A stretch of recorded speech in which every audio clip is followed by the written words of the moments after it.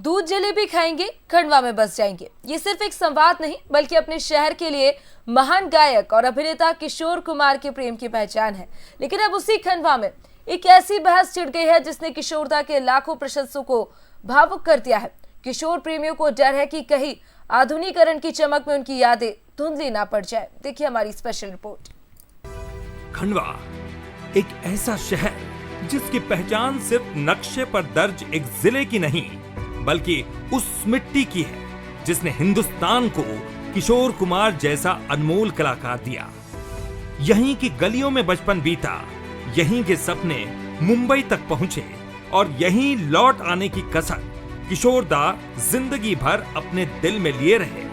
लेकिन आज इसी खंडवा में एक सवाल गूंज रहा है। शहर के ऐतिहासिक गौरी कुंज सभागृह का नाम बदलकर गीता भवन किए जाने की चर्चा ने एक नई बहस को जन्म दे दिया है। इस फैसले का विरोध भी शुरू हो गया है।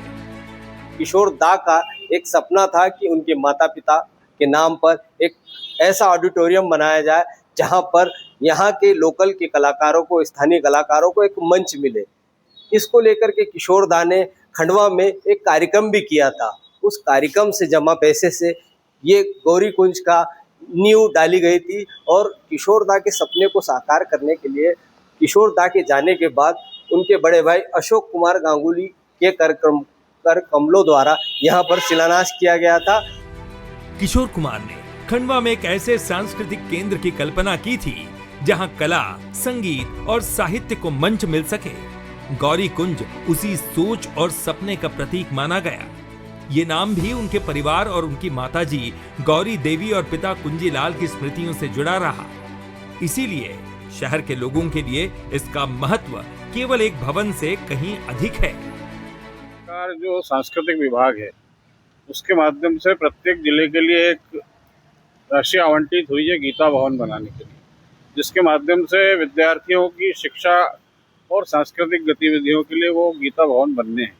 तो मुझे लगता है कि जो मूल भाव है वो बने रहना चाहिए और किशोर कुमार के का जो सपना था, यदि ऐसा होता है तो हम कहीं ना कहीं उनकी भावनाओं को ठेस पहुंचाएंगे। हरफन मौला कलाकार किशोर कुमार के माता पिता की स्मृति में बने गौरी कुंज को नगर निगम अब गीता भवन के रूप में विकसित करेगा।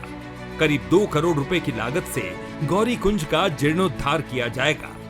हालांकि नगरीय विकास विभाग ने इसके लिए 20 करोड़ रुपए तक की लागत का प्रावधान किया है।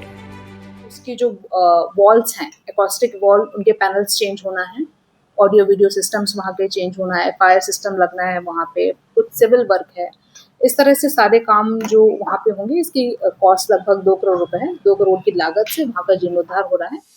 नाम बदलकर गीता भवन करने की बात सामने आई तो कई सामाजिक और सांस्कृतिक संगठनों ने सवाल उठाने शुरू कर दिए हैं। उनका कहना है कि विकास और नए निर्माण अपनी जगह है, लेकिन इतिहास और स्मृतियों को संरक्षित रखना भी उतना ही जरूरी है।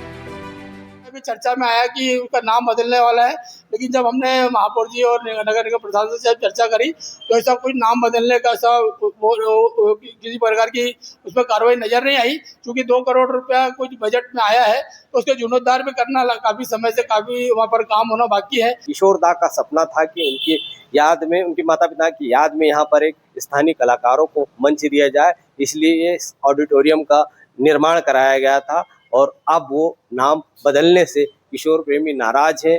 शेख रेहान, बंसल न्यूज़, खंडवा।